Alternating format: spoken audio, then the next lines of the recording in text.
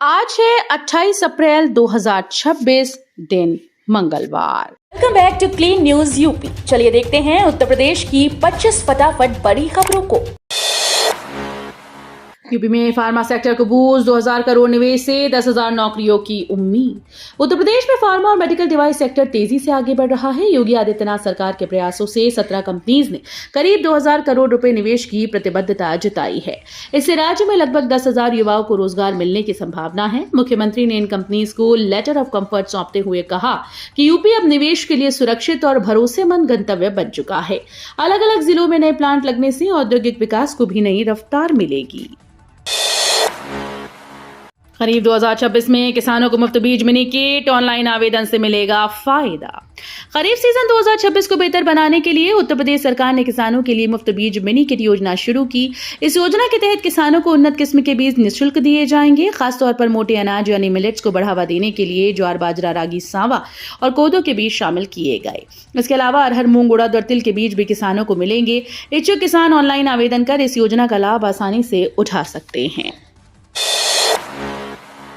UP में आंगनवाड़ी भर्ती शुरू, महिलाओं के लिए सुनहरा मौका, जल्द करें आवेदन।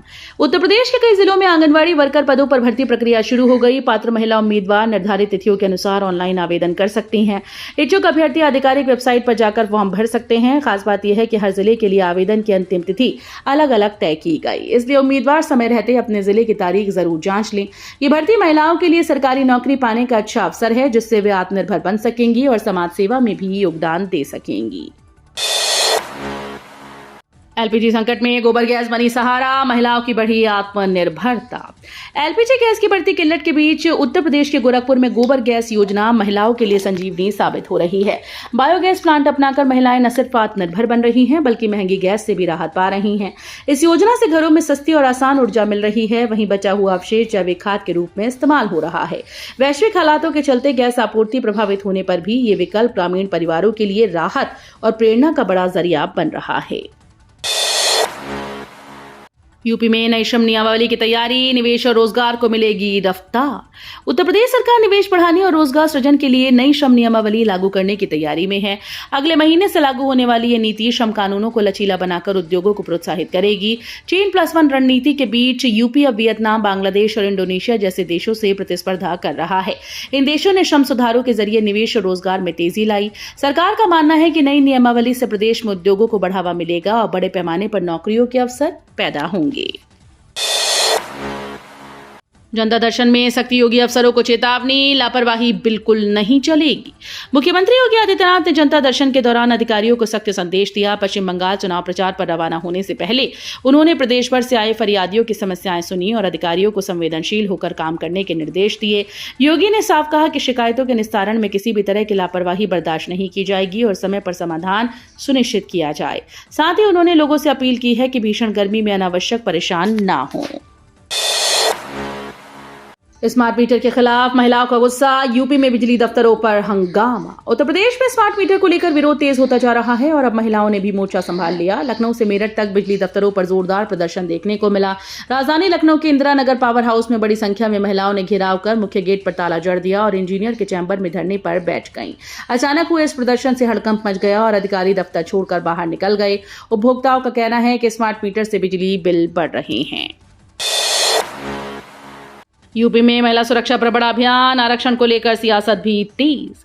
उत्तर प्रदेश में महिलाओं की सुरक्षा और सशक्तिकरण को लेकर योगी सरकार मिशन शक्ति के तहत बड़ा अभियान चला रही है। सभी 75 जिलों में कार्यस्थलों को सुरक्षित बनाने और यौन उत्पीड़न कानून के प्रति जागरूकता बढ़ाई जा रही है। वहीं दूसरी ओर महिला आरक्षण को लेकर सियासत भी तेज हो गई। भाजपा इस मुद्दे पर विपक्ष को घेर रही है और 2029 में आरक्षण लागू होने का दावा कर रही है।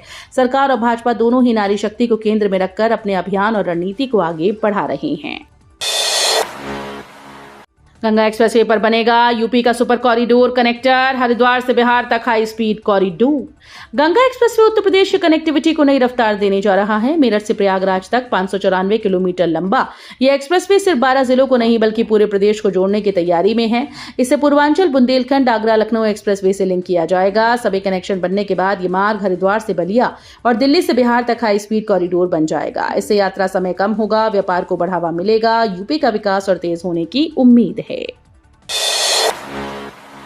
जेवर एयरपोर्ट का बड़ा फायदा, एक फ्लाइट बचाएगी करोड़ों। यूपी में एटीएफ पर सिर्फ 1% वैट।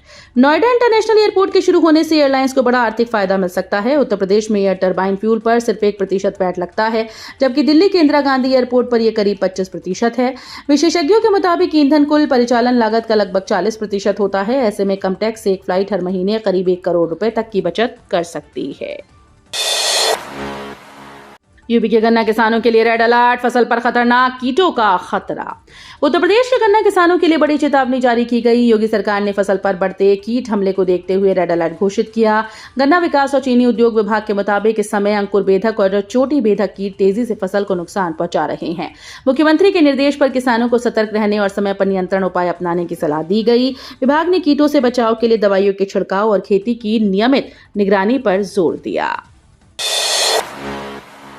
यूपी को बड़ी सौगात, आज से दौड़ेगी 2 नई अमृत भारत एक्सप्रेस ट्रेन। भारतीय रेलवे आज 28 अप्रैल से उत्तर प्रदेश को बड़ी सौगात देने जा रहा है। 2 नई अमृत भारत एक्सप्रेस ट्रेन शुरू होंगी, जो आधुनिक सुविधाओं के साथ किफायती यात्रा का विकल्प देंगी। ये ट्रेन बनारस से हड़पसर और अयोध्या कैंट से लोकमान्य तिलक टर्मिनस के बीच चलेंगी। खास बात यह है कि इन ट्रेन को कम और मध्यम आय वर्ग के यात्रियों को ध्यान में रखकर डिजाइन किया गया है। यूपी बोर्ड छात्रों को डबल मौका, स्क्रूटनी और मार्कशीट सुधार की प्रक्रिया शुरू। यूपी बोर्ड के छात्रों के लिए राहत भरी खबर है। 10वीं और 12वीं के रिजल्ट के बाद अब स्क्रूटनी और मार्कशीट सुधार दोनों प्रक्रियाएं शुरू हो गई हैं। जो छात्र अपने अंकों से संतुष्ट नहीं, वे 17 मई 2026 तक कॉपी रीचेक के लिए आवेदन कर सकते हैं। वहीं नाम, डेट ऑफ बर्थ जैसी गलतियों को ठीक करने के लिए 6 मई शाम 6 बजे तक सुधार विंडो खुली है। बोर्ड ने स्कूल को सख्त चेतावनी दी कि लापरवाही पर कार्रवाई करेगी। गोरखपुर में स्टार्टअप बूम, 8 लाख युवाओं को 5,565 करोड़ का लोन, आत्मनिर्भरता की नई उड़ान। गोरखपुर में स्टार्टअप क्रांति तेजी से आकार ले रही है। केंद्र और राज्य सरकार की योजनाओं ने युवाओं के सपनों को पंख दे दिए। पिछले 3 वर्षों में करीब 8.5 लाख युवाओं को 5,565 करोड़ रुपए से अधिक का लोन दिया गया। मुद्रा लोन और मुख्यमंत्री युवा उद्यमी योजना के तहत युवा अपना व्यवसाय शुरू कर सकते हैं। खास बात यह है कि ये युवा न सिर्फ खुद रोजगार पा रहे हैं, बल्कि दूसरों के लिए भी अवसर पैदा कर रहे हैं। गोरखपुर अब आत्मनिर्भर भारत की मजबूत मिसाल बनता जा रहा है। काशी हिंदू विश्वविद्यालय में छात्रों का प्रदर्शन, ट्रॉमा सेंटर प्रभारी पर कार्रवाई की मांग। वाराणसी के काशी हिंदू विश्वविद्यालय में छात्रों का गुस्सा फूट पड़ा। ट्रॉमा सेंटर में कथित लापरवाही से 71 वर्षीय राधिका देवी की मौत के बाद छात्रों ने जोरदार प्रदर्शन किया। छात्र नेता मृत्युंजय तिवारी के नेतृत्व में 100 से अधिक छात्र केंद्रीय कार्यालय पहुंचे और कुलपति से मुलाकात की। छात्रों ने आरोप लगाया कि अस्पताल में बुनियादी सुरक्षा प्रोटोकॉल जैसे मरीज की सही पहचान का पालन नहीं हुआ। उन्होंने दोषियों पर तत्काल कार्रवाई और स्वास्थ्य व्यवस्था में सुधार की मांग की। गाय को राष्ट्रमाता का दर्जा देने की मांग, लखनऊ में प्रदर्शन। उत्तर प्रदेश में गौरक्षा को लेकर प्रदर्शन तेज हो गए। लखनऊ में मुख्यमंत्री आवास के बाहर एक साधु ने गाय को राष्ट्रमाता घोषित करने की मांग को लेकर प्रदर्शन किया। पुलिस ने तुरंत कार्रवाई करते हुए साधु दीपक शर्मा को हिरासत में ले लिया। इस दौरान पुलिस और साधु के बीच हल्की झड़प भी हुई। वहीं गोरखपुर में गौ सम्मान अभियान के तहत लोग सड़कों पर उतरे और गाय की सुरक्षा व सम्मान की मांग की। प्रदर्शनकारियों का कहना है कि सड़कों पर गायों की स्थिति चिंताजनक है। आलू किसानों को राहत, रेलवे मालगाड़ी से देश भर में भेजेगा फसल। आगरा और आसपास के जिलों के आलू किसानों के लिए राहत भरी खबर है। इस साल अच्छी पैदावार के बावजूद कम दाम और ज्यादा परिवहन खर्च से किसान परेशान थे। अब रेलवे किसानों की मदद के लिए आगे आया। उद्यान विभाग की पहल पर मालगाड़ियों के जरिए आलू देश भर में भेजा जाएगा। इसके लिए किसान, व्यापारियों और कोल्ड स्टोरेज संचालकों को अपनी डिटेल्स रेलवे को देनी होंगी।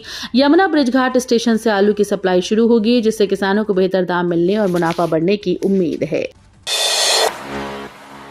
नरेंद्र मोदी का काशी दौरा, आज 250 करोड़ की परियोजनाओं की सौगात। वाराणसी में आज नरेंद्र मोदी का अहम दौरा होने जा रहा है। इस दौरान वे नगर निगम के नए सदन भवन का लोकार्पण करेंगे और 7 बड़ी परियोजनाओं का शिलान्यास भी करेंगे। करीब 250 करोड़ रुपए की लागत वाली ये योजनाएं शहर के बुनियादी ढांचे को मजबूत करेंगी। दौरे को लेकर प्रशासन और पार्टी स्तर पर तैयारियां पूर्ण कर ली गई। काशी वासियों को इस दौरे से विकास की नई सौगात मिलने की उम्मीद है, जिससे शहर को आधुनिक सुविधाओं का लाभ मिलेगा। गाजीपुर कांड पर अखिलेश यादव का हमला, कानून व्यवस्था पर उठाए सवाल।